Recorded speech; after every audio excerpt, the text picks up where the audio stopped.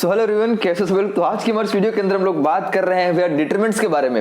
Last दो lecture के अंदर हम मैट्रिक्स की बात कर चुके थे और आपको कल लेक्चर देखने को नहीं मिला था क्योंकि मैंने मैट्रिक्स के दो लेक्चर थे जो मेरे को एक के बाद एक डालना था और मैंने एक ही दिन उसको परसों के दिन अपलोड कर दिया था, ठीक है।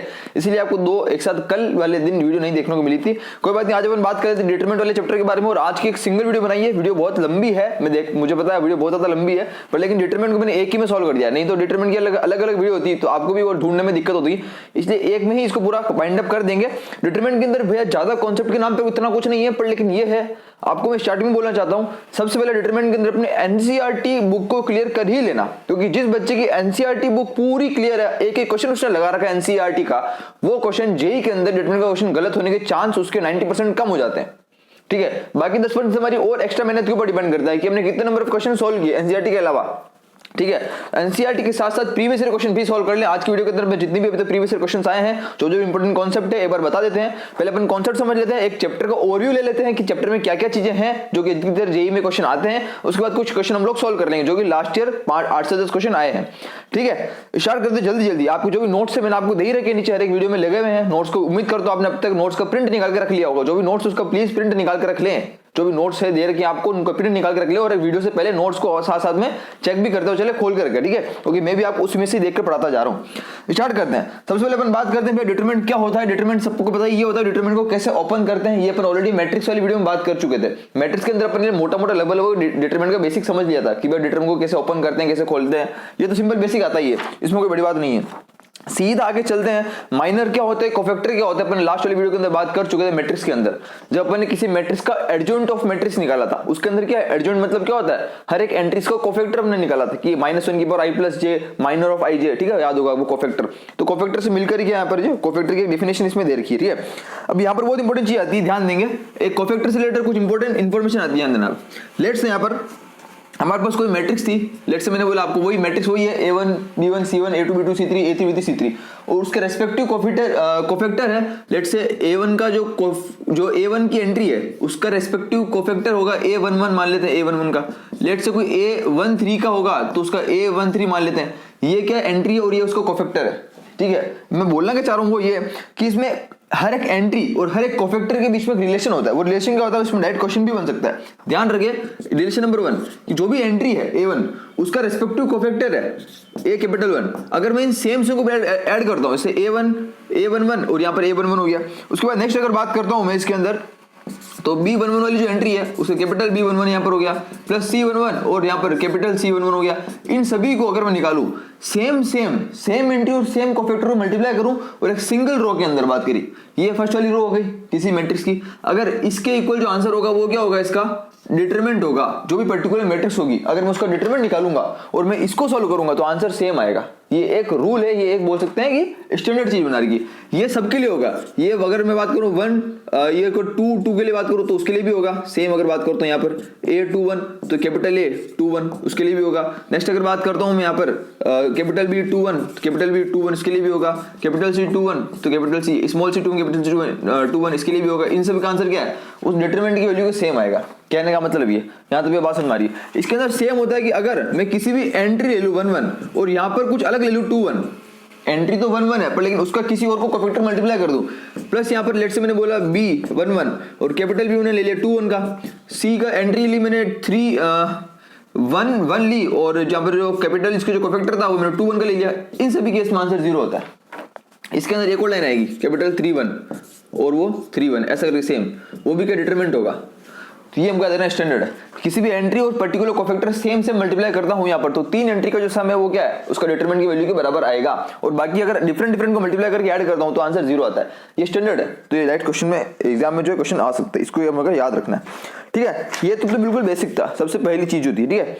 नेक्स्ट अगर हम बात करते हैं, नेक्स्ट चीज है वो है properties of determinant. Properties of determinant हमने सब आपने पढ़ी हुई है, ठीक है। मैं बिल्कुल हर एक प्रॉपर्टी में नहीं जाऊंगा पर लेकिन आपको एक बोल के बता देता हूं कि the value of determinant remain unchange if rows and columns are interchange. हमको पता है किसी भी दो हमारे बात करते हैं कि जो भी एक रोज और कॉलम, जितनी भी रोज और कॉलम अगर सबको इंटरचेंज कर देते हैं तो डिटरमिनेंट की जो वैल्यू होती है ओपन करने के बाद जो वैल्यू होती है वो वैल्यू सेम रहती है। इंटरचेंज करने में कोई फर्क नहीं पड़ता, सभी को एक साथ याद रखते हैं। नेक्स्ट बात करते हैं, इफ एनी 2 रोज या फिर any 2 column of a determinant can be interchange the value of the determinant change in sign. किसी भी डिटरमिनेंट, फॉर एग्जांपल ये डिटरमिनेंट है, मैंने इसकी ये दो कॉलम लिए, ये कॉलम नंबर 1 कॉलम नंबर 2, अगर मैं इन दोनों को इंटरचेंज कर देता हूं तो डिटरमिनेंट के आगे क्या होगा, बाहर एक माइनस लग जाता है। ये चीज कोई भी पर्टिकुलर दो रो, ये सेकंड रो थर्ड रो को मैं इंटरचेंज कर देता हूं तो क्या होगा, बाहर एक माइनस साइन आ जाता है, तो जो भी साइन होगा उसका साइन चेंज हो जाएगा किसी भी दो रो और कॉलम को इंटरचेंज करने के ऊपर।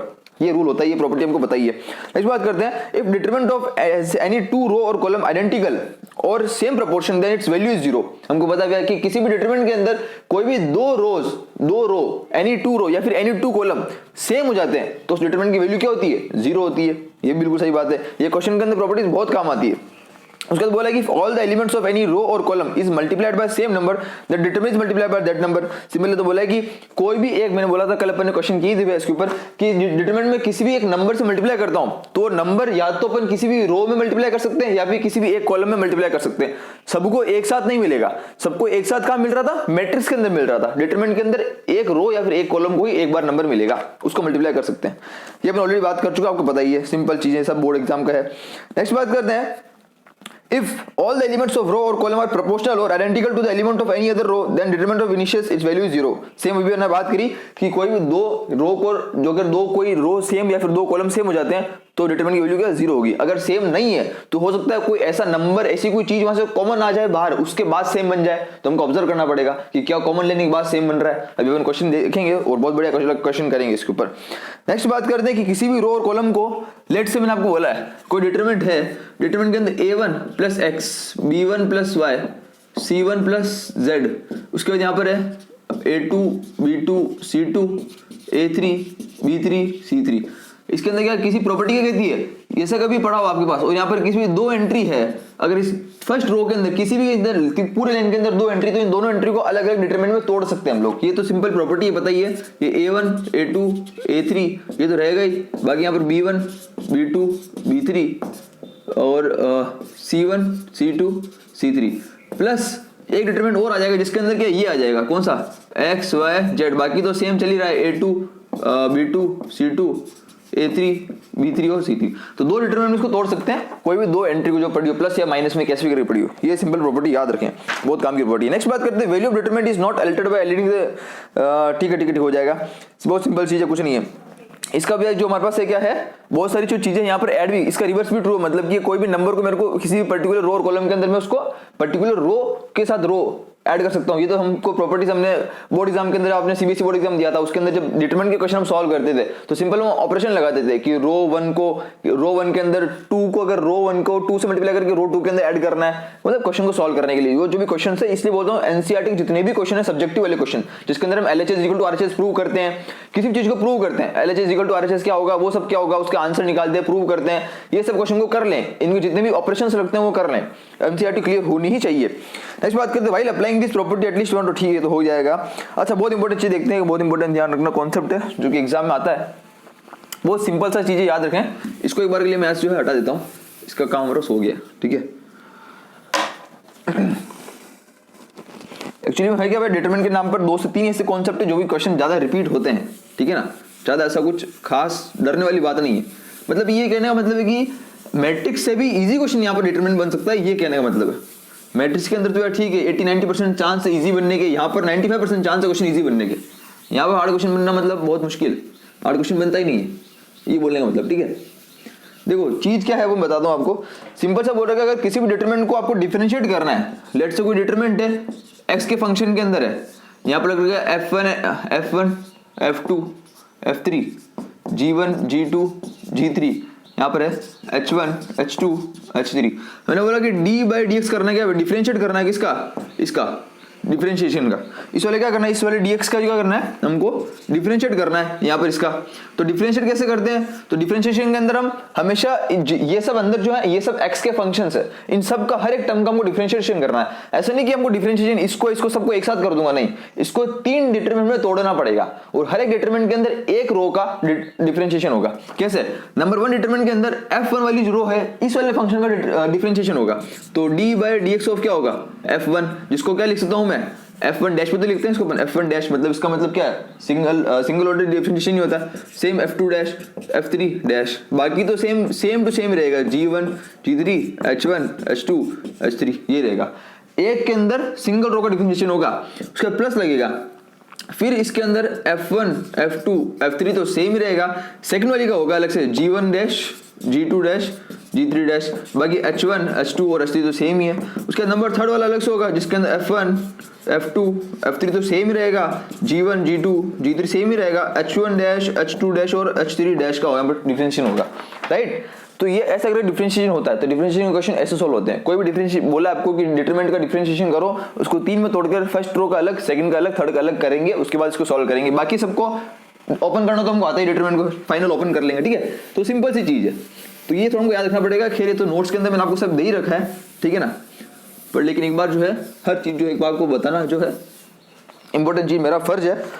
नेक्स्ट बात करते हैं, if all the elements of determinant R D rational integral functions वगैरह, ठीक है, इतना काम का नहीं है। मल्टीप्लिकेशन ऑफ टू डिटरमिनेंट, दो डिटरमिनेंट को कैसे मल्टीप्लाई करते हैं, मैट्रिक्स में कैसे करते थे मल्टीप्लाई, वैसे सेम यहाँ मल्टीप्लाई करना पड़ता है डिटरमिनेंट को, सेम चीज है, ऐसी कोई ज्यादा बड़ी बात यहाँ पर है नहीं, ठीक है। नेक्स्ट हम जो है आगे बढ़ते हैं, तो नेक्स्ट चीज देखते हैं।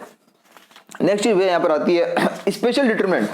कुछ स्पेशल डिटरमिनेंट्स होते हैं, क्या होते हैं, कुछ स्पेशल डिटरमिनेंट है जो कि सेम नोट्स के अंदर दे रखे हैं वैसे तो, पर मैं आपको लिख देता हूं कि अगर ऐसा डिटरमिनेंट आपको कहीं भी मिलता है, ध्यान रखना ये डिटरमिनेंट बहुत स्पेशल है। ये डिटरमिनेंट क्या है, तो ऐसा क्या भैया, स्पेशल डिटरमिनेंट्स है, यहाँ पर याद रखें। इसको बोलते हैं कि हम लोग साइक्लिक डिटरमिनेंट। ये क्या एक तरह का, ये नंबर 1 पार्ट, इसको बोलते हैं क्या, साइक्लिक डिटरमिनेंट। साइक्लिक क्यों है, देखो मैं आपको ए बी सी, अगर मैं ए को आगे ले जाता हूं तो क्या बनेगा बी सी ए, ये देखो बी सी ए आ गया, फिर बी को आगे ले जाता हूं तो क्या बनेगा सी ए बी, तो देखो सी ए बी आ गया। तो ये सब साइक्लिक है। अगर इसको दूसरे तरीके से देखूं तो फर्स्ट के अंदर क्या है, फिर ए आ रहा है, फिर देखो सेकंड में बी रिपीट हो रहा है, फिर सी आ रहा है, ए बी सी, फिर वापस देखो ए आ गया, फिर बी आ गया, फिर वापस सी आ जाएगा, ठीक है। ऐसे साइक्लिक में रिपीट हो रहा है, हर चीज में साइक्लिक आ रही है, साइक्लिक फॉर्म आ रही है। ऐसे जब भी आता है इसको बोलते हैं साइक्लिक डिटरमिनेंट। इसका जो इस फॉर्म का कभी आपको चीज दिखती है तो इसका स्टैंडर्ड आंसर है, इसका स्टैंडर्ड आंसर सीधा हम याद रखेंगे। इसका वैसे तो बात करें डेरिवेशन है, पर लेकिन मैं आपको सीधा आंसर लिख रहा हूँ, वो -1/2 सिंपल याद रखना है, ए प्लस बी प्लस सी ब्रैकेट में, उसके बाद नया ब्रैकेट यहाँ पर लगेगा, इसमें क्या आएगा a माइनस बी का whole square plus B minus C का whole square plus C minus A का होल स्क्वायर। ये याद रखें, सीधा हमको याद रखना है, -1/2 a plus B plus C का whole square, a minus B का whole square plus B minus C का whole square plus C minus A का होल स्क्वायर। यहाँ पर एक और बड़ा कंक्लूजन निकल कर आता है जो शायद मैंने नोट्स के अंदर आपको नहीं लिखा है, वो ये कि इस डिटरमिनेंट को नेगेटिव प्रूव करो, ऐसा भी क्वेश्चन आता है। कह रहे तो सब्जेक्टिव क्वेश्चन हो गया कि क्या ये साइक्लिक डिटरमिनेंट जो होता है वो क्या नेगेटिव वैल्यू देता है, साइक्लिक डिटरमिनेंट नेगेटिव वैल्यू देता है। देखो आंसर नेगेटिव है ना, तो साइक्लिक डिटरमिनेंट जो भी होगा वो नेगेटिव वैल्यू देता है, हमेशा याद रखना। तो ये साइक्लिक इसके अंदर आता है, ये सीबीएसई बोर्ड के अंदर बनाया था कि इस वाले साइक्लिक डिटरमिनेंट को नेगेटिव प्रूव करो, तो इस वाले को प्रूव करना था। तो हम प्रूव के ऊपर तो नहीं जाएंगे, प्रूव से हमारा काम भी नहीं है, सीधा डायरेक्ट आंसर याद रखो, -1/2 a plus C a minus whole square, ये वाला ये आंसर होगा। इसके ऊपर डायरेक्ट क्वेश्चन बन सकता है, याद रखें। और डायरेक्ट ये भी आ सकता है कि इसकी वैल्यू क्या होगी, इसकी वैल्यू फाइंड करो, आपका ऑप्शन के अंदर ऐसा दिया होगा, ये भी याद रखें। तो ये एक तरह का एक क्वेश्चन टाइप बन गया। उसके बाद नेक्स्ट अदर इंपॉर्टेंट डिटरमिनेंट देखते हैं, इसके अलावा और कौन कौन से स्पेशल डिटरमिनेंट्स वो देख लेते हैं। इसको मैं एक बार क्या लेके यहाँ से क्या मिटा देता हूँ, और कौन कौन से इंपॉर्टेंट डिटरमिनेंट्स हो सकते हैं वो एक बार अपन नजर डाल लेते हैं, उसके ऊपर वो एक बार देख लेते हैं, ठीक है। देखो अदर इंपॉर्टेंट डिटरमिनेंट के अंदर बात करते हैं, नंबर 1 जो मेरे पास है, और आपको ये कहीं पे दिख गया जिसमें डायगोनल में 0 0 0 है, या -b है, सेम माइनस का फर्क है, या -c और ये c है, ठीक है, ये ऐसा कुछ है। जो नेक्स्ट है वो है a और माइनस है, सेम एलिमेंट हो गया, माइनस का प्लस का फर्क है, बीच में 0 है, तो इसका आंसर क्या हमारे पास होगा, वो 0 होगा। नंबर 2 ये डिटरमिनेंट डायरेक्ट आपको जो है एग्जाम में आ सकते हैं, ठीक है, ये डायरेक्ट एग्जाम में आ सकते हैं, डायरेक्ट 1 1 1 है, a b c अगर है, उसके बाद b c c a और c b अगर ऐसा कुछ है, राइट, a b c है, अच्छा सॉरी ये c a a b है, a b अगर ऐसा कुछ है, या फिर बात करते हैं 1 1 1 a b c, या फिर अगर ऐसा है a square b square c square, इन दोनों केस के अंदर स्टैंडर्ड आंसर है कौन सा, वो आंसर होगा क्या, a minus b b minus c c minus a, ये आंसर स्टैंडर्ड है, हमेशा याद रखना इसको, ठीक है ना, ये हमको हमेशा याद रहना चाहिए। नंबर 3 वाला देख लेते हैं क्या बोलता है। नंबर 3 बोलता है कि अगर ये 1 1 1 जो था, a b c हमारे पास जो क्या था, बिल्कुल जो था वो था ही, उसके बाद a क्यूब b क्यूब और c क्यूब अगर हो गया, तो इसका जो आंसर है वो स्टैंडर्ड होगा, वो क्या होगा, a minus b b minus c c minus a plus b plus c। ये तो था ही, इसके साथ a plus b plus c और मल्टीप्लाई हो गया। हुआ क्या, देखो इसको याद रखने का तरीका क्या है इसके अंदर भी 1 1 1 था, ए बी सी था, यहाँ स्क्वायर स्क्वायर स्क्वायर था, यहाँ पे क्यूब क्यूब क्यूब था। स्क्वायर के अंदर एक को याद रखो, ये आंसर होगा। जैसे ही नीचे वाली टर्म क्यूब हुई तो एक्स्ट्रा जुड़ गया, ए प्लस बी प्लस सी एक्स्ट्रा ऐड हो गया बस, ठीक है। नंबर उसके नेक्स्ट वाला देखते हैं इसी के ऊपर, इसमें जाएगा पावर नंबर 4 में भी जाएगा। इसको हटाए देख यहाँ पर, यहाँ लिख लेते हैं इसको, ठीक है।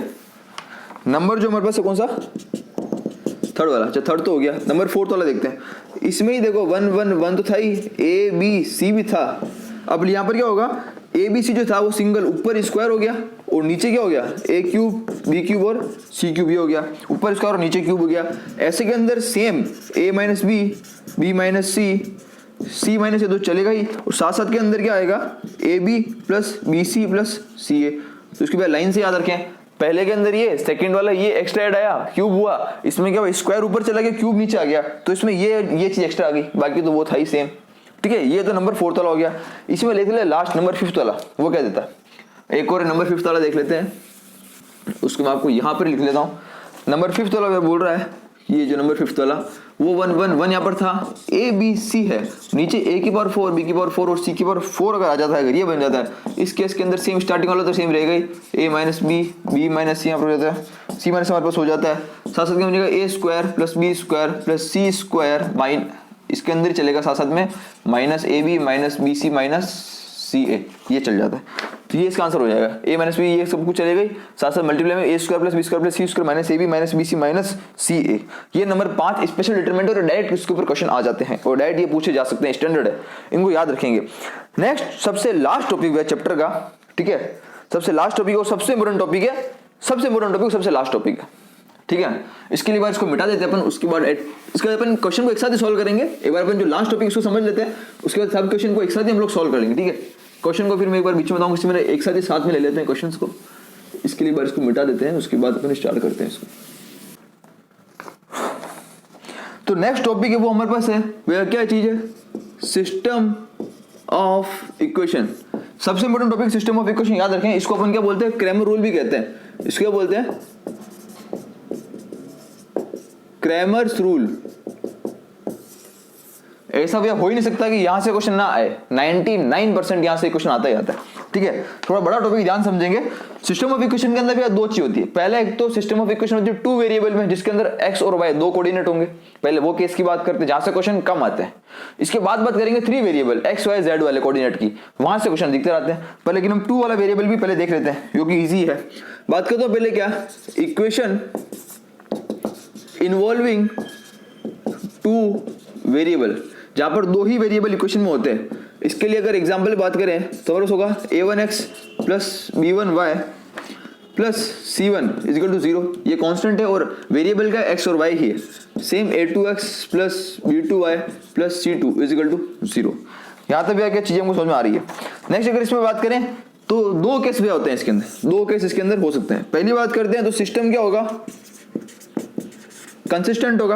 और नेक्स्ट बात करते हैं यहाँ पर क्या होगा, सिस्टम इनकंसिस्टेंट होगा। जिसके अंदर सिस्टम कंसिस्टेंट है भैया, उसके अंदर क्या हमारे पास है, सिस्टम के अंदर क्या है, हैज सॉल्यूशन। यहाँ पर कुछ ना कुछ सॉल्यूशन होंगे। जब भी सिस्टम कंसिस्टेंट होता है तो 2 केस हो सकते हैं, एक तो यूनिक सॉल्यूशन मतलब सिंगल सॉल्यूशन, और एक होता है क्या, इनफिनिट सॉल्यूशन। और जहां सिस्टम इनकंसिस्टेंट होता है उसको बोलते हैं नो सॉल्यूशन, ठीक है। तो यहाँ पर क्यों एक ही चीज है, नो सॉल्यूशन। तो अगर मैं इसकी कंडीशन देखूं तो यहाँ लिख देता हूँ पहले क्या, इनकंसिस्टेंट मतलब सिस्टम क्या है, नो सॉल्यूशन है। और जब ऐसा क्वेश्चन में दिया होता है, क्वेश्चन कैसा आएगा, 2 इक्वेशन दे दी और आपको क्वेश्चन को बोलेगा कि सिस्टम ऑफ इक्वेशन क्या है, इनकंसिस्टेंट है और नो सॉल्यूशन है, तो आप इस पर्टिकुलर कोई कांस्टेंट की वैल्यू फाइंड कर दो। अभी अपन देखेंगे क्वेश्चन, तो उस समय जो कंडीशन लगानी वो लगानी a1 upon a2 is equal to b1 upon b2 is not equal to c1 upon c2। ये कंडीशन लगेगी। ये कंडीशन दे रहा है a1 a2 b1, ये सब क्वेश्चन में आपको दिया होगा, ये सब कांस्टेंट है, ये सब कंडीशन दी होगी।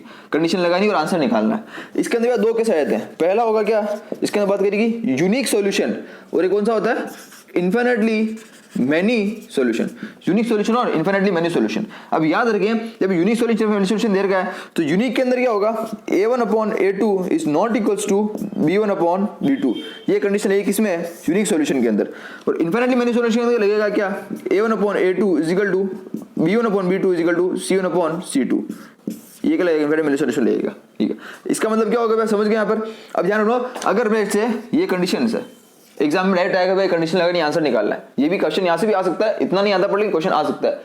जो भी इक्वेशन देगा बोलेगा कंसिस्टेंट है, यूनिक सॉल्यूशन है, तो आपको ये कंडीशन लगा के आंसर निकालना है। बोलेगा कंसिस्टेंट है, इनफिनिटली मेनी सॉल्यूशन है, तो ये कंडीशन लगा के आंसर निकालना है। इसके अंदर तीनों में इक्वल है, दोनों के बीच में इक्वल है, और यहाँ पर एक में इक्वल है, एक में इक्वल नहीं है, तो कंडीशन बोलेगा क्वेश्चन के अंदर आपको वो चीज करनी है, ठीक है ना। ये वाली अगर कंडीशन बोली कंसिस्टेंट यूनिक सॉल्यूशन है तो ये कंडीशन लगाएंगे। ऐसे के अंदर क्वेश्चन कैसे बनेगा भैया बिना इक्वल के अंदर? तो यहाँ क्वेश्चन आता है कि लेट्स से आपको कोई भी कांस्टेंट दे दिया, लेट्स से मैंने बोला के, कोई कांस्टेंट है यहाँ पे के, फाइंड द वैल्यू ऑफ के।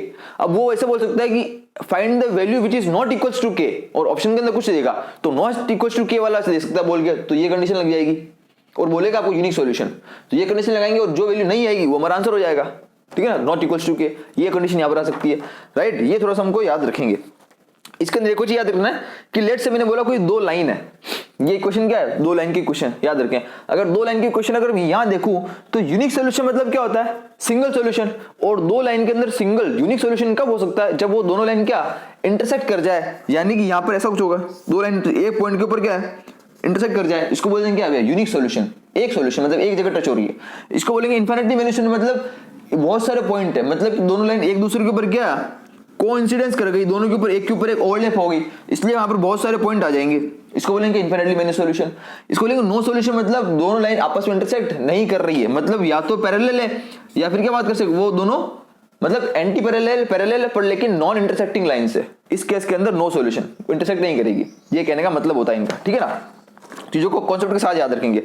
इतना होने के बाद अब आते हैं इससे भी इंपोर्टेंट वाला टॉपिक जो कि हमारे पास है नंबर सेकंड वाला टॉपिक। ये तो था फर्स्ट, नंबर सेकंड हमारे पास है कि इक्वेशन इन्वॉल्विंग 3 वेरिएबल, जिसके अंदर इक्वेशन के अंदर 3 वेरिएबल है, एक्स वाई जेड तीनों है। इसके अंदर ले लेते हैं एग्जांपल के लिए हमारे पास क्या है a1x plus b1y plus c1z is equal to, यहाँ पर क्या कांस्टेंट अलग होगा d1 d2 d3, यहाँ कांस्टेंट अलग चलेगा। उसके बाद a2x plus b2y plus c3z equal to d2, a3x plus b3y plus c3z equal to d3, ये याद रखेंगे।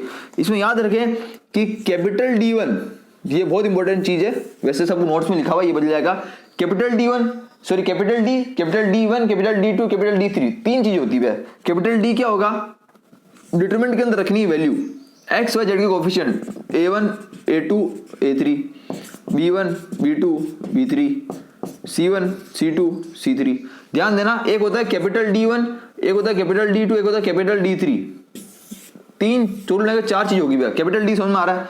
D1 D2 D3 के अंदर क्या करेंगे, D1 के अंदर सेम यही होगा, बस ये फर्स्ट वाले कॉलम के अंदर इसकी जगह D1 D2 D3 आ जाएगा, A1 की जगह D1 आ जाएगा, ये जहां पर जो भी नंबर होगा कांस्टेंट, B1 की जगह D2 आ जाएगा, C1 की जगह D3 आ जाएगा, क्या ये चीज आ जाएगी। यहां तक समझ आ रहा भैया, किसके अंदर, इस वाले के अंदर, ठीक है। नेक्स्ट अगर हम बात करें, अच्छा यहां पर थोड़ा सा एक चीज ध्यान रखें कि ये जो चीज है ये थोड़ा सा मैंने इसको यूं लिखना था, मैंने रो और कॉलम को इंटरचेंज कर दिया यहाँ पर। ये जो चीज है ना वो ऐसा है कुछ, A1 ये है, अच्छा A1 ये तो A1 A2 A3 B1 B2 B3 C1 C2 C3, मैंने इसको यूं लिख दिया था, ठीक है, तो कोई नहीं। तो ये कैपिटल D हो गया सेम। अगर D1 की बात करता हूं तो फर्स्ट वाले कॉलम को क्या करेंगे, रिप्लेस कर देंगे इन नंबर से। जब D2 की बात करते हैं तो सेकंड वाले कॉलम को रिप्लेस कर दूंगा सेम D1 D2 D3 से, बाकी दोनों सेम रहेंगे। जब D3 की बात करते हैं तो थर्ड वाले कॉलम को रिप्लेस कर दूंगा किससे, D1 D2 D3 से, बाकी दोनों सेम रहेंगे। तो ऐसे करके इन चीजों की वैल्यू निकलती है। अब इन चारों को लेकर D1 D2 D3 इन चारों को लेकर ये सब बनाया गया चार्ट कि यूनिक क्या होंगे, कांस्टेंट क्या होंगे, वो सब क्या होंगे, वो एक बार करके देख लेते हैं। पहली नंबर की सिचुएशन यहाँ पर आती है, ध्यान रखिए, सिचुएशन नंबर 1 आती है, ध्यान रखिए। मैं आपको बोलता जा रहा हूँ कुल मिलाकर 5 सिचुएशन है, कुल मिलाकर 5 पॉइंट है, ठीक है, 5 पॉइंट है, नहीं 5 नहीं 4 पॉइंट ही बस, ओनली 4 पॉइंट है।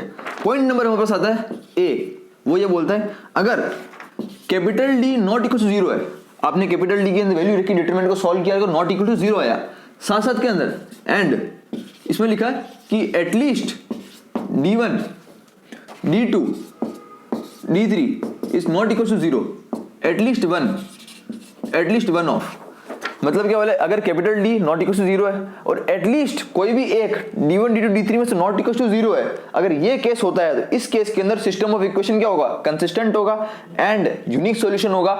यूनिक सॉल्यूशन के साथ साथ नॉन ट्राइवल सॉल्यूशन भी होगा, ये कंडीशन याद रखें, ठीक है। इसमें क्या होगा, एक तो कंसिस्टेंट हो गया, एक हो गया बस क्या हो गया, यूनिक सॉल्यूशन हो गया, और क्या हो गया, नॉन ट्राइवल सॉल्यूशन होगा। तो ये 3 चीज होगी, याद रखें इसके। पहली ए बी वाली कंडीशन याद रखते हैं। बी के अंदर क्या बोलता है कि capital D not equal to 0 तो है ही, साथ साथ के अंदर आपको बोला है कि ये जो D1, D2, D3 इन तीनों की वैल्यू क्या है, 0 कर हो जाती है। कैपिटल डी तो नॉट इक्वल 0 पर D1, D2, D3 इन तीनों की वैल्यू 0 हो जाती है। इस केस के अंदर सिस्टम ऑफ इक्वेशन क्या होगा, कंसिस्टेंट ही रहेगा, पर लेकिन यहाँ पर क्या होगा, यूनिक ट्राइवल सॉल्यूशन हो जाएगा। क्या है तो सिस्टम कंसिस्टेंट रहेगा, पर यहाँ पर क्या है, नॉन ट्राइवल की जगह ट्राइवल सॉल्यूशन हो जाएगा। तो क्वेश्चन के अंदर आपको बोला कि अगर सिस्टम ऑफ इक्वेशन का कंसिस्टेंट और non trivial solution, consistent and trivial solution है, तो आपको ये सेकंड वाली कंडीशन लगानी है जिसके अंदर D1, D2, D3 किसको भी एक को 0 रखना है और जो वो पूछेगा उसका आंसर निकल जाएगा। कंडीशन करके आंसर निकल जाएगा, कुछ नहीं करना है। नंबर सी देखते हैं इसके अंदर। नंबर सी बोलता है अगर आपको कैपिटल डी 0 हो जाता है और कैपिटल D1, D2, D3 ये भी 0 हो जाते हैं। अब तो भाई 0 नहीं था, अगर ये 0 हो गया और ये सब भी 0 हो गए, इससे मतलब system of equation is consistent and have infinite solution. यहाँ पर क्या होगा भैया, कंसिस्टेंट रहेगा ही, साथ साथ में क्या इनफाइनाइट सॉल्यूशन हो जाएंगे। बहुत इंपॉर्टेंट है, यहाँ से क्वेश्चन आते ही आते हैं, क्योंकि जहां पर कैपिटल डी को 0 पुट करना होता है आंसर निकालना होता है। अभी बिफोर लास्ट ईयर लगातार 3 से 4 साल में ऐसे वाले क्वेश्चन बहुत आ रहे हैं, बहुत क्वेश्चन आ रहे हैं ऐसे वाले। ठीक है, अब मैं आपको बताऊंगा, क्वेश्चन की स्क्रीनशॉट लेके बताऊंगा आपको। डी लास्ट वाला बोल रहा है कि इफ कैपिटल डी 0 है, कैपिटल डी 0 है सेम, और अगर at least D1, D2, D3 is not 0, same बात करेंगे जो ऊपर वाला फर्स्ट वाली कंडीशन थी कि at least one of D1, D2, D3 is not equal to 0। अगर ये केस हो जाता है, इस केस के अंदर क्या होगा, सिस्टम इज इनकंसिस्टेंट। यहां क्या होगा, सिस्टम इनकंसिस्टेंट होगा। जहां इनकंसिस्टेंट होता है वहां पर क्या होता है भैया, नो सॉल्यूशन होता है। याद रखेंगे, सिस्टम इनकंसिस्टेंट, नो सॉल्यूशन, तो ये केस हो जाता है। तो ये 4 केस हमको याद रखने हैं, इसके ऊपर डायरेक्ट क्वेश्चन बनते हैं, चारों केस इंपॉर्टेंट है, राइट। इतना होने के बाद इसके क्वेश्चन के ऊपर आने से पहले मैं आपको एक इसी के अंदर ही छोटा सा टॉपिक और है वो बता देता हूं। इसके ऊपर हो गया हो तो मैं इसमें ही जो है चेंजेस करके बता देता हूं आपको। सिंपल ये बोलता है, मैं इसको यहां से हटा देता हूं ये चीज, अगर ये D1, D2, D3 इन D1, D2, D3 की जगह मान लो कोई नंबर ना हो के 0, 0, 0 हो गया, तो ये केसेस काम में नहीं आएंगे, याद रखना। ये स्पेशल केस है, इसके अंदर भी स्पेशल केस है। इसको बोलेंगे क्या, इसमें आएगा ये, इसको बोलेंगे होमोजीनियस, इसको बोलेंगे होमोजीनियस इक्वेशन। जब भी D1, D2, D3 की जगह 0, 0 आ गया, एग्जाम के अंदर आपको इक्वेशन दी, यहाँ के 0, 0 लिखा है, समझ जाएंगे इसका मतलब 3 वेरिएबल के अंदर ये होमोजीनियस वाला केस है। होमोजीनियस के केस के अंदर ये कैपिटल डी वगैरह कुछ काम नहीं आता, उसके अंदर सिंपल एक इक्वेशन काम आती है कि कैपिटल डी जो है इसको इजिकल टू 0 पुट कर दो, बस बात खत्म, और कुछ नहीं करना, जो भी पूछा आंसर निकल जाएगा। लेट से उसने B2 की जगह रख रखा है कोई कांस्टेंट रख रखा है K, उसमें बोला find the value of K, तो यहाँ पर जो K आएगा इसको सॉल्व कर लेना और K की वैल्यू निकल जाएगी इजिकल टू 0 पुट करके, इतना करना है बस। कब, ओनली होमोजेनियस के केस के अंदर, बाकी तो वो चलेगा चलेगा। तो होमोजेनियस का केस हमारे दिमाग में क्लिक होना चाहिए, ऐसा नहीं कि हम होमोजेनियस से इक्वेशन थी और हम D1, D2 कर रहे हैं, वही नहीं करना है, याद रखना। ठीक है, इतना होने के बाद ये सब कुछ हुआ क्या, सिस्टम ऑफ इक्वेशन का काम खत्म, इतना कॉन्सेप्ट है। इसके बाद एक छोटी सी है ज्योमेट्री की, डिटरमिनेंट के अंदर कुछ 2-3 फॉर्मूले होते हैं, वो देख लेते हैं जो कि डायरेक्ट काम आते हैं। कौन कौन से फॉर्मूले देख लेते हैं एक बार, देखो यहाँ ध्यान देंगे, बहुत इंपॉर्टेंट चीज है। कुछ फॉर्मूलेस होते हैं जो कि डायरेक्ट हमको जो क्वेश्चन के अंदर लग जाते हैं, ठीक है ना। फॉर्मूले कौन कौन से वो देख लेते एक बार अपन, मैं इसको यहाँ पर आपको लिख लेता हूँ ताकि चीजें हमको याद रहेगी। फॉर्मूला ऐसे कुछ है कि द लाइंस, लेट से कोई इक्वेशन दे रखी है आपको a1x, अच्छा ये वाली इक्वेशन दे, हाँ, और a1x plus b1y plus c1 is equal to 0, ऐसा कुछ दे रखा है। a2x plus b2y plus c2 is equal to 0, ये कुछ दे रखा है। a3x plus b3y plus c3 is equal to 0, भैया ये कुछ दे रखी इक्वेशन, ये होमोजेनियस नहीं है। यहाँ पर c1, c2, c3 कांस्टेंट है, यहाँ पर z, z, z था, ये होमोजेनियस नहीं है। अगर इस फॉर्मेट के अंदर ऐसा कुछ इक्वेशन दे रखा है तो आपको एक क्वेश्चन आता है इससे, उसको बोलते हैं क्या, लाइंस आर कॉन्करेंट। अगर आपको बोला कि ये जो इक्वेशन ऑफ लाइन है एक्स और वाई कोऑर्डिनेट के अंदर, आपको बोला कि अगर इक्वेशन ऑफ लाइन क्या है, कॉन्करेंट है, ये बोला है इक्वेशन ऑफ कॉन्करेंट है, तो उसके लिए कंडीशन क्या होती है, कैपिटल डी इक्वल टू 0, कुछ नहीं करना है, सेम काम करना है। जो भी a1 वगैरह ये भी चीजें हैं कैपिटल डी के अंदर रखो और इक्वल टू 0 पुट कर दो। इक्वेशन ऑफ लाइन क्या है हमारे पास, जो इक्वेशन लाइन और लाइंस क्या आर कॉन्करेंट, ये कंडीशन प्रूव हो जाती है। ये कंडीशन है, इसको बोलते हैं ज्योमेट्री। इसको क्या बोलते हैं भैया, इसको बोलते हैं ज्योमेट्री। 2-3 कॉन्सेप्ट है कुछ छोटे छोटे, ये ए नंबर कॉन्सेप्ट हो गया। नंबर बी कॉन्सेप्ट यहाँ पर होता है, वो ध्यान देंगे। नंबर बी कॉन्सेप्ट होता है वो equation of area of triangle. Area of triangle निकालते हैं यहाँ पर। एरिया ऑफ ट्राइंगल कैसे निकल जाता है, अगर कोई भी एरिया ऑफ ट्राइंगल निकालना है जिसके कोऑर्डिनेट दे रखे हैं x1 y1, x2 y2, x3 y3, तीन कोऑर्डिनेट दे रखे हैं 1 2 3 ट्रायंगल की, और आप बोलोगे एरिया ऑफ ट्रायंगल निकालो।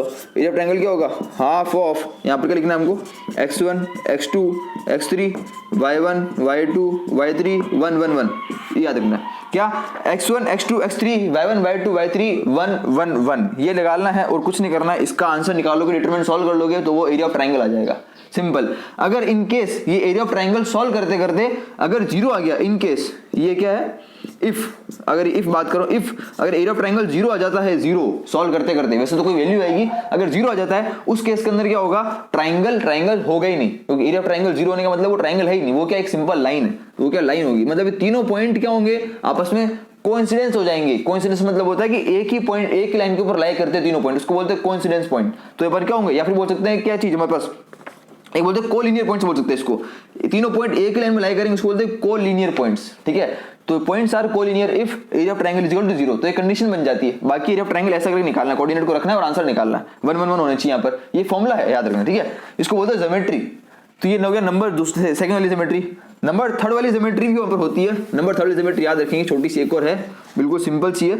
नंबर थर्ड सी वाली लास्ट है ज्योमेट्री में, ये बोलता है कि इक्वेशन ऑफ स्ट्रेट लाइन, आपको बोला कि इक्वेशन ऑफ स्ट्रेट लाइन भी हम लोग यहां से निकाल सकते हैं, equation of straight line passing through 2 point x1 y1, let's say कोई इक्वेशन ऑफ लाइन है, वो x1 y1 x2 और y2, ये 2 पॉइंट से इक्वेशन ऑफ लाइन पास हो रही है। इक्वेशन ऑफ लाइन निकालेंगे थ्रू डिटरमिनेंट, कैसे निकालेंगे, इसका भी फॉर्मूला है, सिंपल, करना कुछ नहीं है, वही करना, डिटरमिनेंट के अंदर वैल्यू रखिए, 0 पुट करना है।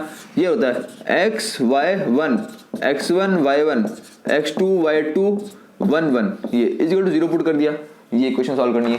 ऊपर x y है, x1 y1 x2 y2 point है, 1 1 1 रखना है, इज इक्वल टू 0 पुट कर दिया, यहाँ से क्या इक्वेशन ऑफ लाइन निकल कर आ जाती है। इसको सॉल्व करने के बाद डिटरमिनेंट को ओपन करना है। ये क्या कॉन्सेप्ट के नाम के बारे में था, इसके बाद ही कॉन्सेप्ट वगैरह सब कुछ क्या है यहाँ पर खत्म होता है और अपन आते हैं हमारे मेन सीधे टॉपिक के ऊपर। ये सब करते कुछ क्वेश्चन सॉल्व, ये कुछ कॉन्सेप्ट के बारे में था, जल्दी जल्दी क्वेश्चन देख ले, देख के करके फटाफट जल्दी से बताए थे कौन कौन से क्वेश्चन थे। क्वेश्चन नंबर 1 जो कि बहुत ज्यादा इंपॉर्टेंट है और छोटा सा क्वेश्चन है।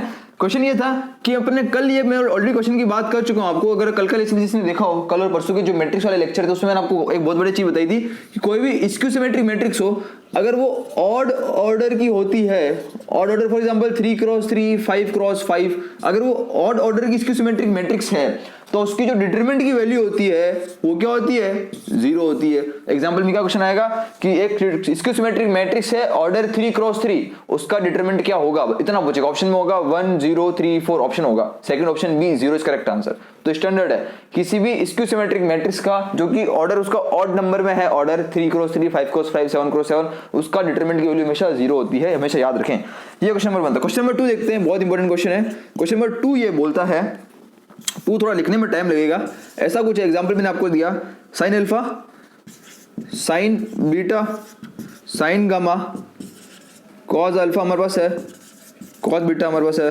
कॉस गामा हमारे पास है। नेक्स्ट आपको लिखा है cos alpha cos del cos beta dot cos delta cos gamma dot लिखा है कॉस डेल्टा, इसमें माइनस, इसी थर्ड वाले टर्म में लिखा रखा है cos alpha minus cos delta, फिर लिखा है साइन अल्फा साइन डेल्टा, इसके अंदर माइनस में साइन बीटा साइन डेल्टा, फिर लिखा है साइन गामा साइन डेल्टा, ये लिखा है। इस डिटरमिनेंट की क्या वैल्यू होगी बता दो, इसके लिए find the value of the determinant, ऐसा क्वेश्चन आ गया। तो देखने में तो लगता है ट्रिग्नोमेट्री एक बार में छोड़ देंगे, एक बार छोड़ देते हैं, बाद में देखेंगे, पर थोड़ा ध्यान दे, ऑब्जर्व करें, एक 25-30 सेकंड 1 मिनट थोड़ा ऑब्जर्व करें क्वेश्चन को, कि अगर हमने एक प्रॉपर्टी पढ़ी थी भैया, मैंने बताई थी आपको, किसी भी डिटरमिनेंट की वैल्यू होती है प्लस प्लस के अंदर 2, हम उसको ओपन कर सकते हैं अलग अलग में। लेट्स से ये पूरी टर्म 1 है, बीच में माइनस आ रहा है, तो मैं इसको और इसको अगर अलग अलग खोलता हूं, डिटरमिनेंट को अलग अलग डिफरेंट कर देते हैं, इसको अलग दे देते हैं, इसको अलग डिटरमिनेंट रख देते हैं। इतना करने के बाद अगर मैं देखूं तो इसके अंदर cos delta cos delta cos delta इस वाली में से कॉमन आ जाएगा, फिर बचेगा क्या कॉस अल्फा कॉस बीटा और कॉस गामा बचेगा, और देखा जाए तो ये cos alpha cos beta gamma इसके अंदर आ रहा है, तो ये दोनों सेम बन जाएगी, और किसी भी डिटरमिनेंट के अंदर 2 कॉलम रो सेम हो जाती है तो 0 हो जाता है। तो पहले वाले का आंसर क्या 0 हो जाएगा, कुछ समझ में आ रहा है, 2 प्रॉपर्टी एक साथ लग गई, पहले तो अलग अलग किया, फिर कॉमन लेके बाहर निकल जाओ 0 हो गया। सेम इसमें ये जो अलग होगा तो इसका वाला जो डिटरमिनेंट होगा इसके अंदर भी साइन डेल्टा कॉमन आ जाएगा, बचेगा sine alpha sign beta sine gamma बचेगा, यहाँ से माइनस माइनस भी कॉमन आ जाएगा, तो ये बचेगा, और यहाँ पे साइन अल्फा बीटा गामा चल ही रहा है, तो ये भी दोनों फर्स्ट और थर्ड वाला कॉलम सेम हो जाएगा, तो इसका आंसर भी 0 हो जाएगा। तो दोनों का आंसर जो डिटरमिनेंट होगा इसके अंदर, इसका डिटरमिनेंट अलग इसका डिटरमिनेंट अलग, दोनों का आंसर क्या 0 -0 आ जाएगा, तो क्या आंसर 0 आ जाएगा। उम्मीद करता हूँ आ गया होगा, हर एक लिखने की जरूरत नहीं, वो लिखेंगे तो बहुत ज्यादा टाइम खराब हो जाएगा। प्रॉपर्टी लगी सिंपल और आंसर निकाल दिया है, तो चीजों को थोड़ा आपको ऑब्जर्व करना है, क्वेश्चन हो जाएंगे सॉल्व। नेक्स्ट बात करते हैं क्वेश्चन नंबर 3 देखते हैं। एक बहुत इंपॉर्टेंट क्वेश्चन है, जिसने 2 लेक्चर अच्छे से देखे होंगे वो क्वेश्चन ये जल्दी से कर देगा। कोई मैट्रिक्स है हमारे पास है A equal to A of I of J, उसका ऑर्डर हमको बताया नहीं, ऑर्डर निकालना है। मैट्रिक्स का ऑर्डर क्या होगा आपको जो दिया है वो दिया है कि एडजेंट ऑफ A का डिटरमिनेंट आपको दिया है 9, कुछ वैल्यूज गिवन है, और साथ साथ में आपको डिटरमिनेंट ऑफ A की वैल्यू दे दी है 3। उसमें बोला फाइंड द n, कैसे निकालेंगे? जिसने देखे होंगे कल वाले लेक्चर अपन ने कुछ प्रॉपर्टीज की बात करी थी, एडजेंट ऑफ मैट्रिक्स पढ़ा था। एडजेंट ऑफ मैट्रिक्स के अंदर कुछ प्रॉपर्टीज बात करी थी जो एडजेंट और डिटरमिनेंट के अंदर साथ साथ में आ रही थी, जिसके अंदर सबसे इंपॉर्टेंट प्रॉपर्टी थी A into adjoint of A equal to determinant of A into I। ठीक है, एडजेंट ऑफ A का determinant equal determinant of A की पावर n, तो ये प्रॉपर्टी यहाँ पर लगेगी। बहुत इंपॉर्टेंट प्रॉपर्टी बोला था कल ने। प्रॉपर्टी क्या थी? ये कुछ थी प्रॉपर्टी, एडजेंट ऑफ A का डिटरमिनेंट क्या होता है? डिटरमिनेंट ऑफ A की पावर n-1। ये प्रॉपर्टी क्या है? एक प्रॉपर्टी होती है स्टैंडर्ड, राइट रख दो आंसर। तो 9 इज इक्वल टू 3 की पावर n-1, 9 को लिखा 3 का स्क्वायर इज इक्वल टू 3 की पावर n-1, कंपेयर करा 2 is equal to n-1, n कितना आ गया भैया 3, मतलब ऑर्डर कितना हो गया? ये 3 क्रॉस 3 की मैट्रिक्स हो गई। सिंपल ऐसी चीज है। तो कल वाली प्रॉपर्टीज का कहने का मतलब है बहुत इंपॉर्टेंट है, और मैट्रिक्स और डिटरमिनेंट दोनों मिक्स होकर सवाल आ जाते हैं, ठीक है ना, जहां पर दोनों काम आ जाते हैं। ओनली डिटरमिनेंट ओनली मैट्रिक्स के ऊपर सवाल कम, दोनों के ऊपर मिलाकर सवाल अच्छे खासे बन जाते हैं। क्वेश्चन नंबर 4 की बात वाला करते हैं, और क्वेश्चन नंबर 4 देखते हैं क्या है। क्वेश्चन नंबर 4 आपको सिंपल बोला है, मैं आपको लिख देता हूं। क्वेश्चन नंबर 4 यहां से इसको मिटा देते एक बार। क्वेश्चन नंबर 4 क्या बोला देखेंगे, ये सब क्वेश्चन आप घर पे सॉल्व करें। क्वेश्चन नंबर 4 को वैसे मैं बता दूंगा सॉल्व करना है। एक कोई आपको क्वेश्चन दे रखा है, इसमें लिखा है cos 2 अल्फा, उसके बाद आपको लिखा है cos alpha plus theta, next आपको लिखा है minus sine alpha plus theta, ये लिखा है। नेक्स्ट इसके अंदर लिखा है साइन अल्फा, नेक्स्ट इसके अंदर लिखा है क्या चीज, बीटा कॉस अल्फा, आपकी स्क्रीनशॉट लगाए रखा है वैसे, मैंने दिक्कत नहीं है। साइन थीटा, नेक्स्ट लिखा है माइनस कॉस थीटा, फिर नेक्स्ट लिखा है कॉस थीटा, उसके बाद नेक्स्ट लिखा है क्या चीज, साइन थीटा। इसकी क्या करना भैया, इसकी वैल्यू निकालनी है। आपको बोला कि find the value, find the value इसमें सिंपल ऑप्शन में पूछा है कि आपको 4 ऑप्शन दे रखे हैं कि कौन सी, इसको सॉल्व करने के बाद जो आंसर बचेगा वो किसके इंडिपेंडेंट होगा, किसके डिपेंडेंट होगा। मतलब आंसर के अंदर 3 वेरिएबल है इसके अंदर, थीटा, बीटा और अल्फा। तो 3 वेरिएबल में से कौन सा जो वेरिएबल है वो हमारे पास क्या रिमूव हो जाता है, और लास्ट वाले आंसर में क्या क्या बचता है। तो मतलब आंसर जो सिस्टम है ये किसके डिपेंडेंट होगा, किसके इंडिपेंडेंट होगा। तो जो भी लास्ट में आंसर आएगा उसके अंदर निकल कर आएगा कि हमारे पास जो ऑप्शन के अंदर क्या है वो थीटा यहां से कैंसिल हो जाएगा। बोलने का मतलब ये आंसर जो भी इसको आप डिटरमिनेंट को सॉल्व करोगे, सॉल्व करने के बाद ओपन करोगे, सॉल्व करेंगे, कुछ कैंसिल होगी टर्म्स वगैरह, लास्ट में जो आंसर आएगा वो अल्फा और बीटा के अंदर होगा, थीटा जो है वो एलिमिनेट हो जाएगा। तो थीटा एलिमिनेट होने के बाद आपका ऑप्शन बचेगा क्या कि जो फंक्शन है ये थीटा के इंडिपेंडेंट है, मतलब थीटा रिमूव होने से आपको फर्क नहीं पड़ रहा है। ये ऑप्शन के अंदर आपको दिखा हो तो इंडिपेंडेंट ऑफ थीटा। तो ऑप्शन नंबर बी वाला दे रखा होगा शायद, इसमें लिखा है इंडिपेंडेंट ऑफ थीटा, जहां भी लिखा है बी या डी के अंदर, तो ये आंसर हो जाएगा। तो ये खोल के चेक करें कि थीटा रिमूव हो रहा है नहीं हो रहा सब में से, ठीक है। थीटा को रिमूव ये सब कुछ यहाँ लिख रखा है। ध्यान रखना, इसमें आपको एक और हिंट दे देता हूँ, क्वेश्चन को सॉल्व करते समय अगर अटक जाओ तो ये लिखा है बीच में अल्फा प्लस थीटा, ऐसा अंदर की तरफ अल्फा प्लस थीटा, इसको alpha plus theta minus alpha करना पड़े तो करना, ऐसा कुछ प्लस माइनस अल्फा करना पड़े तो करना, ठीक है ना, ऐसा कुछ प्लस माइनस थीटा करना पड़े तो करना, सॉल्व करना, इसको खोलना ओपन करना, साइन ए प्लस बी वाली जो हमारे पास ट्रिग्नोमेट्री के फॉर्मूले है वो यहाँ पर थोड़े काम आएंगे, ठीक है। तो ये क्वेश्चन को हम सॉल्व कर सकते हैं। ये क्वेश्चन आया था 2020 के अंदर, 2020 के अंदर ये क्वेश्चन आया था, ठीक है।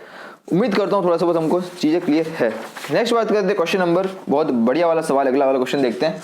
क्वेश्चन नंबर 5 देखते हैं क्या बोलता है। क्वेश्चन नंबर 4 तो हो गया ना, क्वेश्चन नंबर 5 देखते हैं। क्वेश्चन नंबर 5 देखते हैं क्या बोलता है। इन सब चीजों को साथ साथ में करते हुए चलें। और इस सबके देखो, एक तो मैट्रिक्स के जितने भी इंपॉर्टेंट क्वेश्चन थे, एक्स्ट्रा क्वेश्चन, वो आपको मैं लास्ट वाली वीडियो के अंदर मैंने पहले पीडीएफ नहीं दी थी, वो मैं अभी मैंने उसके अंदर डाल दिया, आपको लिंक लास्ट वाली वीडियो में जाकर एक्स्ट्रा क्वेश्चंस ले सकते हैं मैट्रिक्स के, मैंने लिंक कॉमेंट पेस्ट कर दिया है। और डिटरमिनेंट के मैं आपको इस वाली वीडियो के नीचे डाल दूंगा, ठीक है। नेक्स्ट बात करते हैं क्वेश्चन नंबर 5 की, जो बोलता है 5 बोलता है कि यहाँ पर ए कोई डिटरमिनेंट दे रखा है। ये आया था भैया 2018 के अंदर, 2018 के अंदर एक क्वेश्चन आया था, एक क्वेश्चन आया था हमारे पास, जिसके अंदर एक स्टूडेंट ने बोला था कि भैया प्रीवियस क्वेश्चन भी सॉल्व कराएं। तो मैंने ट्राई करा, प्रीवियस क्वेश्चन को सब ले लूं। यहाँ पर 2, 4, 6 यहाँ पर दे रखा है, 52 यहाँ पर दे रखा है, 106 यहाँ पर दे रखा है, 102 यहाँ पर दे रखा है, 162 क्वेश्चन आपकी स्क्रीन के ऊपर आ रहा होगा, 152 यहाँ पर दे रखा है, 358 यहाँ पर दे रखा है, और 620 यहाँ पर दे रखा है, ऐसा कुछ दे रखा है। इसके अंदर बोला कि आपको एडजॉइंट ऑफ 2a का डिटरमिनेंट की वैल्यू फाइंड कर दो। अब याद रखना ये क्या प्रॉपर्टी बेस्ड है। अभी जो अपने प्रॉपर्टी वाला क्वेश्चन सॉल्व किया था ऊपर क्वेश्चन नंबर 3 वाला, और मैंने आपको बताया जो प्रीवियस वीडियो के अंदर अपन ने प्रॉपर्टी सॉल्व की थी उस प्रॉपर्टीज के ऊपर ही बेस्ड है। देखो लिखा है एडजॉइंट ऑफ ए का डिटरमिनेंट, ये चीज भी पहले हम प्रॉपर्टीज को सॉल्व करेंगे। क्या होगा देखो, अगर प्रॉपर्टी देखें, प्रॉपर्टी क्या थी कि एडजॉइंट ऑफ ए का डिटरमिनेंट होता है डिटरमिनेंट ऑफ ए की पावर n-1। अगर ये लगाएं उसमें तो क्या होगा, इक्वल टू कितना होगा ये चीज, तो एडजॉइंट ऑफ डिटरमिनेंट ऑफ ए। अब यहां पर डिटरमिनेंट ओनली ए है और यहां पर ए कितना है, 2a है, ठीक है, तो 2a डिटरमिनेंट की पावर n-1, ये चीज होगी सेम।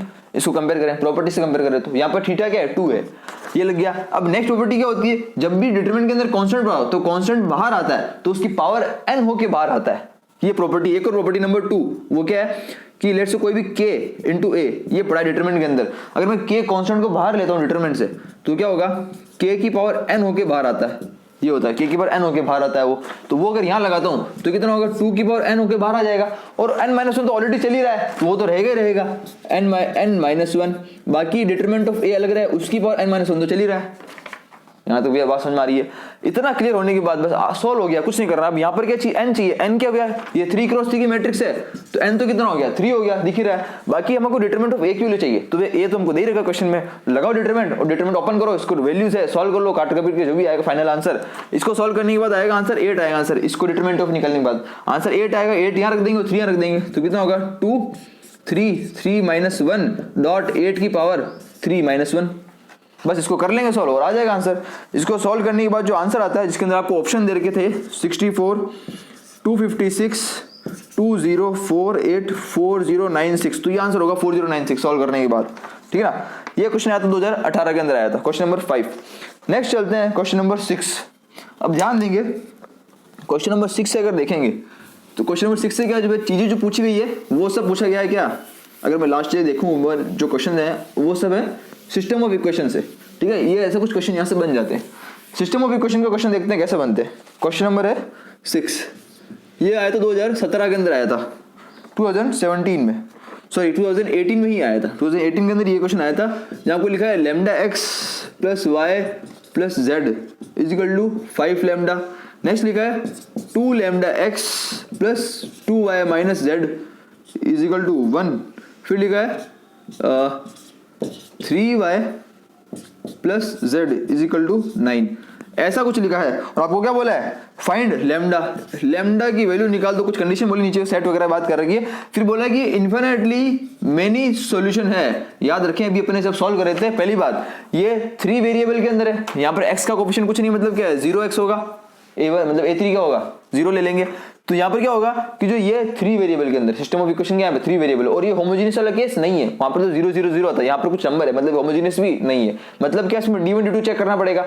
वहां देखें तो d1 d2 के अंदर जो मैंने थर्ड वाले नंबर पे लिखा था वो क्या था, इन्फिनिटली मेनी सॉल्यूशन, और उसके अंदर क्या लिखा था मैंने, वहां पर आपको d capital D capital D1 capital D2 capital D3 सबके इक्वल टू 0 थे, उसके अंदर ये वाला केस था। तो यहाँ पर क्या होगा d1 d2 d3 तीनों क्या है 0 थे। बस कुछ नहीं करना है, पता ही आपको कैसे क्या निकालते हैं, बस रख दो इन सबको वैल्यू और निकाल दो, वहां से लैम्डा निकल जाएगा। क्या होगा आंसर, हो सकता है एक को सॉल्व करेंगे तो लैम्डा की कुछ इक्वेशन बनेगी, क्वाड्रेटिक इक्वेशन भी बन सकती है, फिर आपको क्वाड्रेटिक इक्वेशन को सॉल्व करना पड़ेगा, ठीक है ना।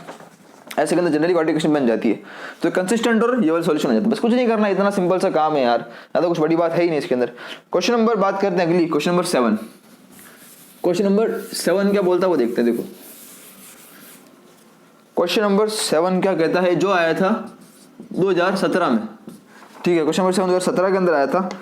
क्वेश्चन आपको ऐसा कुछ बोलता है, यहाँ पर लिखा है 2x, फिर लिखा है xy माइनस xz, फिर लिखा है बस क्या चीज y। नेक्स्ट आपको लिखा है 2x plus z plus 1। Next लिखा है xy minus xz plus yz minus z square है, तो टर्म बहुत बड़ी बड़ी 1 प्लस y, यहाँ लिखा है 1 प्लस y, यहाँ लिखा है 3x प्लस 1, यहाँ लिखा है 2xy माइनस 2xz, ऐसा कुछ चीजें लिखी है। इसको बोला कि आपको इसको सॉल्व करना है, कुछ नहीं करना है, मैं कुछ नहीं, डिटरमिनेंट को ओपन कर दो, सॉल्व कर दो। आपको ऑप्शन दे रखे हैं बहुत सारे, यहाँ पे ए वाला ऑप्शन दे रखा है क्या, y माइनस एक्स जेड लिया है। नेक्स्ट आपको दिया है z minus x, option number A. Option B के अंदर आपको क्या है 0 दिया है। ऑप्शन नंबर सी के अंदर आपको दिया है x minus y, y minus z और z minus x. Option number D के अंदर आपको दिया है क्या, x माइनस वाई जेड, फिर आपको दिया है y माइनस जेड, ये दिया है। तो ऑप्शन नंबर सी वाला सही होगा, x minus y, y minus z minus x. इसको सॉल्व करेंगे, कुछ कुछ टर्म माइनस प्लस के अंदर आएगी, कैंसिल होगी, कुछ कुछ कॉमन लेना पड़ेगा, कॉमन लेने के बाद ब्रैकेट्स बनेंगे, सॉल्व होंगे, सब कुछ करने के बाद ये फाइनल आंसर सी निकल के आ जाएगा। इसलिए बोलता हूँ ये सब चीजें ऑपरेशन करके सॉल्व करके इन सब चीजों की आदत डालनी, और इन सब चीजों की आदत के लिए आपको एनसीईआरटी क्वेश्चन बहुत सारे, जहां पर आपको ऐसे क्वेश्चन कितने सारे मिलेंगे आपको, इनको सॉल्व करते रहे, प्रीवियस क्वेश्चन हमारे पास है, सॉल्व करते लगे आप तुमको क्वेश्चन आंसर मिल जाएंगे।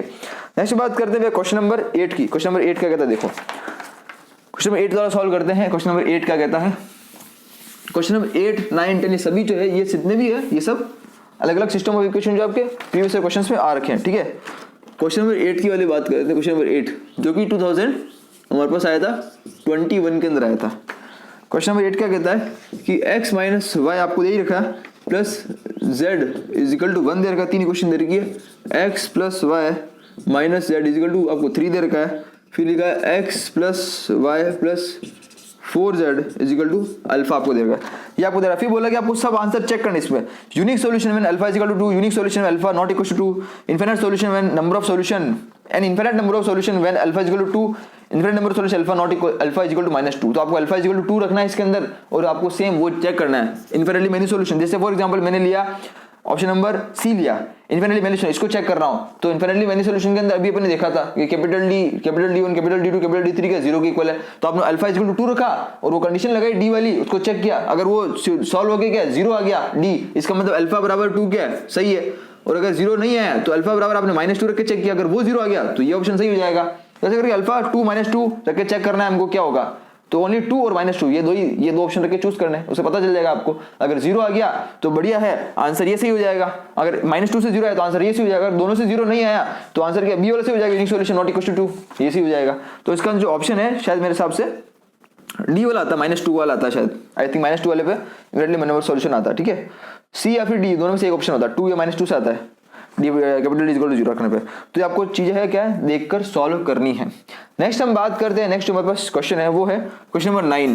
क्वेश्चन 9 नंबर है 2021 से है, हमारे पास ऐसा कुछ क्वेश्चन है, x1 plus x2 plus x3 is equal to बोला आपको 5, x1 plus 2x2 plus 3x3 is equal to 9, x1 plus 3x2 plus 5x3 is equal to capital D, 5 नहीं ये s, ये s है और ये है t, s t यहाँ पर दो अननोन चीज है और आपको इक्वेशन दे रखी है। अब आपको बोला है कि इसके अंदर s और t की क्या वैल्यू होगी निकाल दो, ठीक है। ऑप्शन में अंदर आपको जो ऑप्शन दिए हैं, ऑप्शन के अंदर आपको जो ऑप्शन में दिख रहा होगा आपको अलग तरह के ऑप्शन दिए, equal to not equal to वगैरह करके, हमको s और t की कंडीशन निकालनी क्या होगी। ध्यान देना, सबसे पहली बात ये जो क्वेश्चन है, इस क्वेश्चन के अंदर कैपिटल डी 1 ये सब मत कर देना, ये सब नहीं करना है। क्यों भैया, ध्यान देना, कैपिटल डी हम जो कर रहे थे वो क्या था, सिस्टम ऑफ इक्वेशन अलग अलग वेरिएबल की था, एक्स वाई जेड के लिए था भैया। यहाँ पर एक्स वाई जेड नहीं, यहाँ पर तो x1 x2 x3 y1 y2 y3 ये सब चीजें, और वो एक्स वाई जेड के लिए है, ठीक है ना। तो ये कभी आती तो यहाँ पर लगेगा मैट्रिक्स वाला कॉन्सेप्ट। अभी जो मैट्रिक्स वाला जो हमने पढ़ा था लास्ट के अंदर, मैट्रिक्स के अंदर भी था सिस्टम ऑफ इक्वेशन, वहां जो कॉन्सेप्ट था उसके अंदर अपने कंडीशन लगाई थी, सिंपल याद हो। तो कैपिटल ए अगर नॉट इक्वल टू 0 होगा और कैपिटल अगर इज इक्वल टू 0 होगा, दो कंडीशन थी। So determinant of A not equal 0, determinant of not equal 0 होगा। इसके अंदर अपन दो कंडीशन लगाई थी कि adjoint of A dot B निकाला था, ये नॉट इक्वल टू 0 होगा या फिर ये इक्वल टू 0 होगा, तो कंडीशन क्या होगी वो अपन ने निकाला था, पता हो तो। और अगर ये नॉट इक्वल टू 0 होगा, ये चीज ये नॉट इक्वल 0 होगा, तो यहाँ पर कंडीशन आई थी क्या इसकी, नो सॉल्यूशन। एग्जाम के अंदर क्वेश्चन के अंदर आपने यही बोला है इस सिस्टम के नो सॉल्यूशन है, मतलब आपको क्या करना है, चेक करना है, ये मेथड लगेगा, उसके बाद ये निकालनी है, इसके नॉट इक्वल टू 0 होने के अंदर ये कंडीशन है, मतलब आपको ये कंडीशन लगानी पड़ेगी यहाँ पर। यानी कि आप एडजॉइंट ऑफ ए निकालोगे, इसको मैट्रिक्स में रखोगे, उसके कोफैक्टर निकाल के एडजॉइंट ऑफ ए निकालोगे, और जो मैट्रिक्स नंबर बी बनेगी उसको इससे क्या करेंगे, मल्टीप्लाई कर देंगे, राइट। और हमारे पास बी वाली मैट्रिक्स कौन सी होगी भाई, ये पता ही है, x equal to A inverse B, ये फॉर्मूला यहां से आया था, पता हो तो, x equal to inverse B हमको पता ही है, ठीक है। x हमारे पास कौन सा, x y z, A inverse हमारे को पता ही होता है, और b हमारे पास कौन सा, वो सब चीज है। तो ये सब चीज यहां से निकल कर आई थी। b क्या होगा, ये 590, इसको कहते हैं b वाला यहाँ पर मैट्रिक्स थी, याद होगा आपको जो लास्ट वाले लेक्चर में पढ़ा था। तो वो कंडीशन यहाँ लगेगी, तो वो चीज लगा, एडजॉइंट ऑफ ए रखा, बी रखा, दोनों को डॉट करा, नॉट इक्वल टू 0 रखा। इस सॉल्व करने के बाद आपको क्या है, एक इक्वेशन बनेगी s और t के अंदर, मैं आपको बता रहा हूँ कैसे सॉल्व करना है। ये सॉल्व रखने के बाद आपको इक्वेशन बनेगी, s और t के अंदर इक्वेशन बनेगी, और s और t के अंदर इक्वेशन बनने के बाद जो ऑप्शन दे रखे हैं a b c d, option को चेक करना उठा के। ऑप्शन के अंदर लेट से आपको बोला है x इक्वल टू आपको बोला है 5 बोला है या फिर 3 बोला है, जो भी आपको बोला है, तो इस इक्वेशन में जो बनेगी, इसको सॉल्व करने के बाद, इस वाली इक्वेशन को सॉल्व करने के बाद चेक करना, रख के वैल्यू चेक करके, रख के से रखना, ऑप्शन करके पुट करना है, तो ऑप्शन सेटिस्फाई कर गया वो आंसर हो जाएगा। ऑप्शन नंबर सी वाला सेटिस्फाई करेगा, जिसके अंदर आएगा s इज इक्वल टू 5 और t नॉट इक्वल्स टू 13, ये वाला आंसर आएगा, इसको याद रखना है। s इक्वल टू 5 आएगा और t नॉट इक्वल्स 13 आएगा, राइट। इस चीज को अच्छे से याद रखें, नहीं समझ में आया तो भैया वीडियो को रिवर्स करके देखें, इंपॉर्टेंट क्वेश्चन है, याद रखें। ऐसे क्वेश्चन आते हैं कंडीशन वाले क्वेश्चन, इन चीजों को हमको थोड़ा अच्छे से याद रखना है। क्वेश्चन नंबर 10 की तरफ चलते हैं। क्वेश्चन नंबर 10 क्या कहता है, देखो क्वेश्चन नंबर 10 वाला देखते हैं क्या कहता है भैया। क्वेश्चन नंबर 10 हमको कहता है, जो कि सेम 2021 के अंदर ही आया था भाई। ये 2021 के अंदर जो क्वेश्चन बता रहा हूँ ये अलग अलग शिफ्ट के अंदर आए हुए हैं। क्वेश्चन नंबर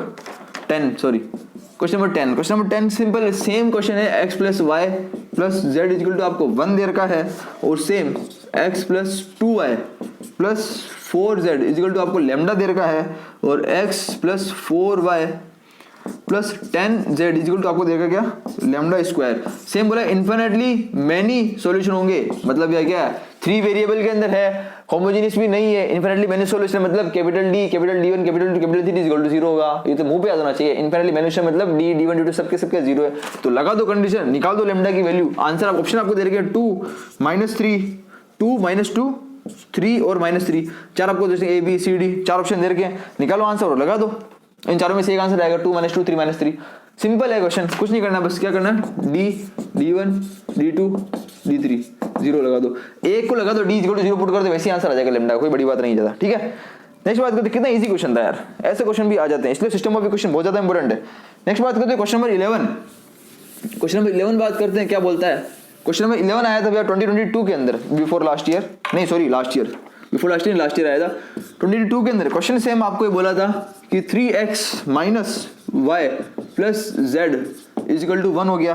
नेक्स्ट बात करते हैं कि 2x minus 3y plus lambda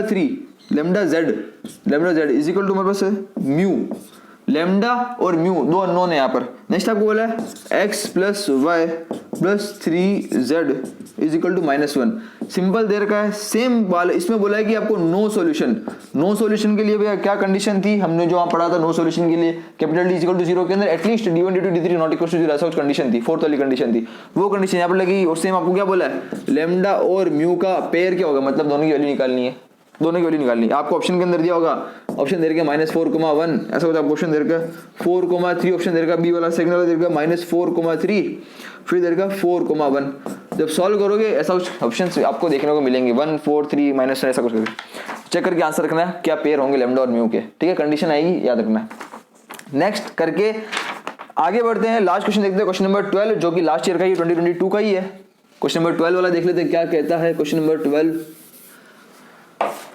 12 की भी सेम है, क्वेश्चन नंबर 12 जो कि लास्ट 2022 के अंदर ही आया था लास्ट ईयर। सेम आपको बोलता है कि स्क्रीन के ऊपर आप क्वेश्चन आई है 2x minus 3y plus 5z is equal to आपको बोला है बीटा, फिर आपको बोला है ax plus Y plus 2z बोला आपको 3, फिर बोला है 3x minus 16y plus 23z बोला आपको -13, ये बोले भैया। उसके बाद बोला इसमें सेम इन्फिनिटली मेनी सॉल्यूशन लिखा है, इन्फिनिटली मेनी सॉल्यूशन है मतलब ये सेम कंडीशन लग गई, सेम क्वेश्चन हो गया d is equal to 0 put कर दो। बोला कि आपको फाइंड अल्फा प्लस बीटा मतलब अल्फा बीटा की वैल्यू निकालनी और दोनों का सम फाइंड करना है। सिंपल सा क्वेश्चन है। इसमें याद रखना कि जब आप d1 d2 d3 के अंदर वैल्यू पुट करोगे, जब सॉल्व करते करते समय हो सकता है ऐसी टर्म बन जाएगी जब अल्फा प्लस बीटा इक्वेशन के अंदर ही बन जाएगा, अल्फा प्लस बीटा कोई वैल्यू दे देगा अपने आप ही। तो अल्फा और बीटा की जरूरी नहीं है हम अलग अलग वैल्यू निकालें, जरूरी नहीं है हमको दोनों की इस एक्सप्रेशन की वैल्यू निकालें, दोनों का सम निकालना है। तो ये जरूरी नहीं कि हम अल्फा की वैल्यू निकालें फिर बीटा की निकालें, दोनों का प्लस करें फिर आंसर निकालें, नहीं। हो सकता है इसको सॉल्व कि आपने d इक्वल टू 0 पुट किया, इसको सॉल्व करते करते समय अपने आप ही alpha plus beta equal to random कोई भी 2 3 4 कोई भी नंबर बन गया तो आंसर हो गया। तो सॉल्व करते करते समय हर चीज को याद रखना है, तो कुछ नहीं करना है, वैल्यू रख के आंसर निकालना है, सिंपल चीज है, ठीक है। यहां तक खत्म होने के बाद इसी के साथ हमारा खत्म होता है ये चीज लेक्चर जो कि था किसका, डिटरमिनेंट्स के बारे में। उम्मीद करता हूं आपको हर चीज क्लियर है। वीडियो थोड़ी सी लंबी होगी, शायद 1 घंटे के आसपास पहुंच गई होगी, पर लेकिन ये चीज बनती थी। नेक्स्ट बात करेंगे हम लोग, नेक्स्ट चैप्टर लेंगे एपीजीपी के बाद हम बात करेंगे वेक्टर 3D के बारे में, ठीक है। जो भी चीज होता है आपको आने वाले समय की वीडियो मिलेगी, कमेंट सेक्शन में अपने कमेंट करें क्या क्या डाउट है, क्या क्या चीज है। वीडियो के ऊपर थोड़ा सा सपोर्ट दिखाएं यार, बहुत ज्यादा जरूरी है आपके सपोर्ट की, आपका सपोर्ट मेरा मोटिवेशन है। दिखाएं, शेयर करें जितना हो सकता है, सबको बताएं। डाउट रह गया को भी कमेंट सेक्शन के अंदर कमेंट करें और अपने जो क्वेश्चन दे रहे एक्स्ट्रा क्वेश्चन उनको सॉल्व करें भैया। ठीक है, बढ़िया वाली मेहनत करें। यार लास्ट के दिन है, 10 दिन है, जितना हाथ पैर मार सके मारे, जितना तरीके से अपनी तरफ से पूरा एफर्ट मार सकते हैं मार रहे। हमारे हाथ में और कुछ नहीं है, ओनली एफर्ट मारना ही है। जितना कर सकते हैं कर लेते, ताकि बाद में रिग्रेट नहीं रहना चाहिए कोई भी। ठीक है, जितना घंटे पढ़ सको पढ़ो। मिलते हैं अपने अगली वीडियो में नए चैप्टर के साथ। तब तक के लिए thank you so much, good bye.